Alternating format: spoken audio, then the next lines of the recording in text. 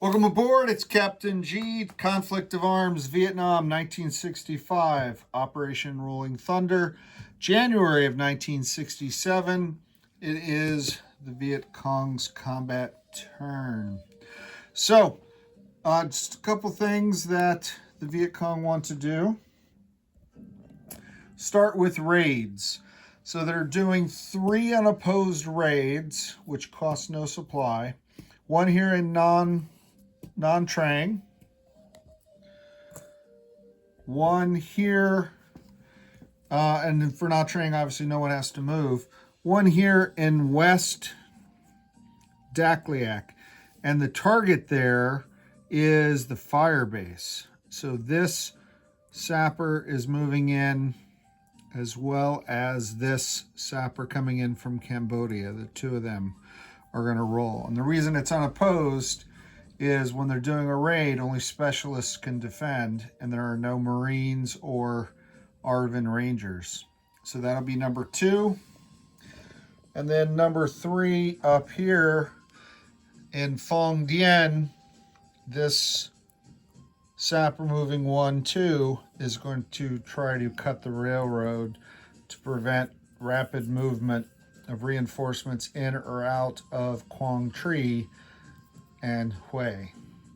So 3 raids down in this on the east, 1 raid here in the south in Ca Mau. This sapper will move 1-2, totally unopposed, no one there at all. And his intent is, if he gets a hit, damage that factory to prevent any placement of reinforcements here, because their one combat action is Bac Lao. They're bringing a truck down with an AA unit and 1 infantry, because you have to have the infantry to take the zone. The sapper can't, so he has to rely on the truck and the AA to take care of it, okay, with the infantry. And that's it. So this doesn't have to be a roll at all. We can resolve that quickly. And then, since there was a tile changing hands, I just knocked over a B-52 from the Thailand Air Wing.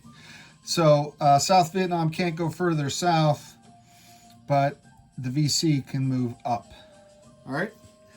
And so we have some some raids to roll.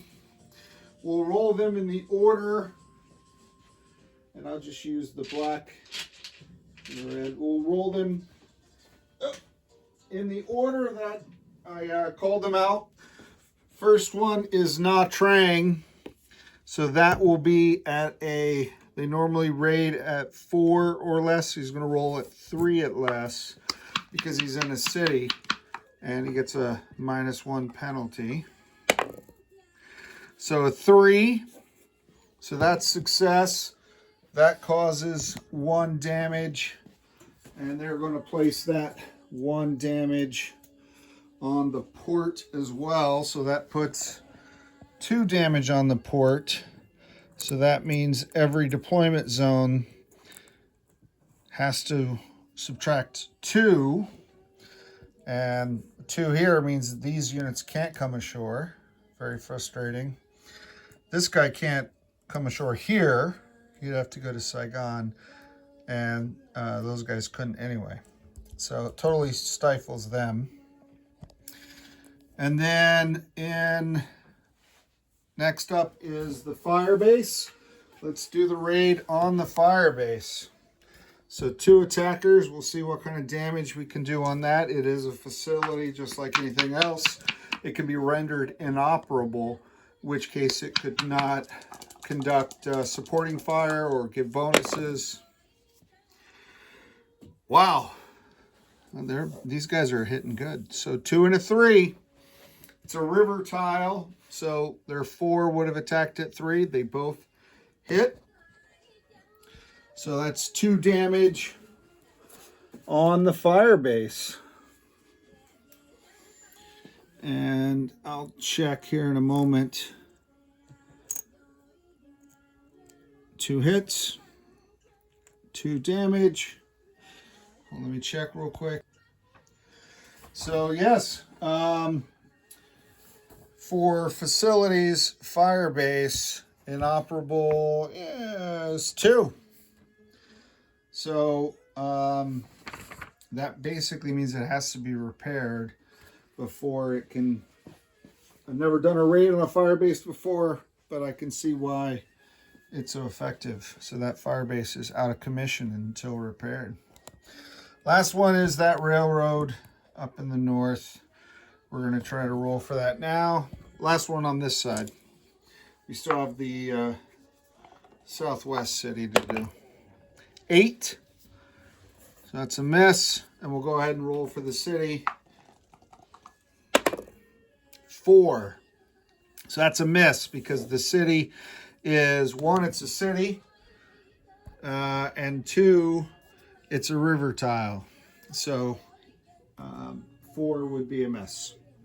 So no damage there. So South Vietnam can